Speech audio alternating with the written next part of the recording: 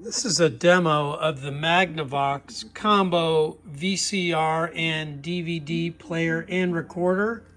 It's model number ZV427MG9. I have both a VHS tape and a DVD in there.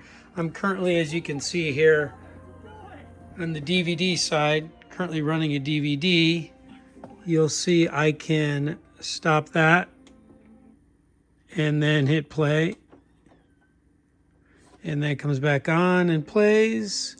I don't have the remote to fast forward, but you'll see I'll switch it over to the VCR side and then hit play, and then that tape plays, and I can fast forward the VCR side and play it and then rewind it and play, and the counter works great, and I can stop it and eject.